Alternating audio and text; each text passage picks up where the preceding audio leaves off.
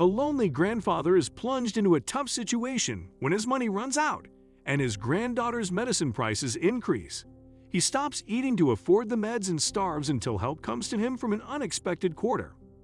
Before we continue, please take some time to subscribe to Dailydose, like, and share this video with your friends. It might brighten their day and inspire them to do good. Also keep watching because an important lesson awaits at the end of the video. Chester was eating less and less with each passing day. His once muscular frame, back in his days as a brave soldier in the army, was now bent and sickly, with bones protruding from his torso. Losing his daughter had taken a toll on Chester, not only mentally but also physically. He wouldn't have won the battle against his desire to join his daughter in heaven if it hadn't been for his granddaughter, May's yearning eyes and delightful chuckles pleading with him to stay. When May was barely 2 years old, pneumonia took away her mother. Her father had walked out on them before she was born, so Chester was all she had. For his granddaughter's sake, Chester pulled himself together instead of grieving.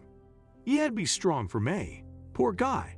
He never imagined anything could be worse than losing his beloved wife, but losing his daughter proved him wrong. It had broken him. Sadly, yet another tragedy struck Chester when May turned 3.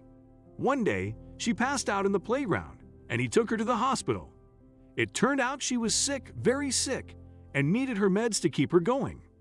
"I would do anything for my granddaughter, doctor. She's my life," Chester vowed.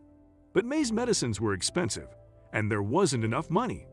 So Chester started cutting on his phone bill and car gas. Things were going fine until he took a trip to the medical store again one day. They raised the price by $2, gasped Chester. "That's a little too expensive for me." "Sir, you get the medicine if you got the money on you, or you don't," the pharmacist replied, unbothered. "Can't you just give it to me at the old price for once?" begged Chester. "My granddaughter, she desperately needs these meds. Please help me, sir. Just this one time.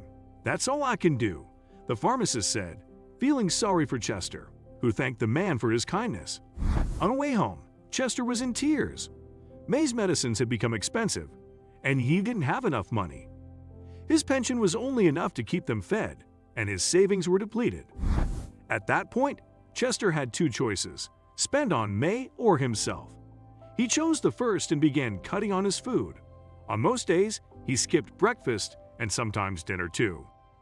The groceries Chester bought in a month also reduced to half, and he could comfortably pay May's meds.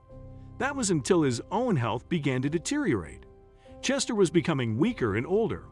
On top of that, he was starved, fatigued, and on his feet all the time. Chester had just one option to save himself and May. He would not have resorted to that if it hadn't been for his deteriorating health and sick granddaughter. He planned to meet May's father, Rick, and beg for help on his knees. Rick worked for a big IT company as a software engineer. Chester looked at the skyscraper as he got down from the taxi and took a deep breath before asking someone at the entrance for Rick's office. Once there, he knocked on the door politely, and Rick's unkind eyes told him he would be disappointed, yet he had to try. "What brings you here, Chester?" Rick asked heartlessly, "after all these years?" "Your daughter needs help," Rick replied Chester. She is very sick, and I am having a hard time." "She's not my daughter," said Rick sternly. "I was done with her mother years ago. We even split up. What makes you think I'd be willing to help you?" "That doesn't break the bond between May and you," Rick replied Chester. "She's your blood. I beg you." Chester got down on his knees and began pleading. "Please help us for once. Please help May. Look at her. I got a picture with me." He pulled out his phone with trembling hands and showed May's photo to Rick, but nothing changed. Rick refused to help. "You must be insane, Chester, to think I'd help you." "Out," he yelled. "Stop creating a scene at my office. I have nothing to do with your family, and don't you dare show up here again." Chester was in tears as he rose to his feet. He exited the building, sobbing and holding May's photo close to his heart when a voice behind him called out to him. "Excuse me, sir. I can help you," it said. Chester wiped his tears and turned around to see a man, a few years younger, standing in an expensive suit behind him. "Would you?" asked Chester helplessly. "Why?"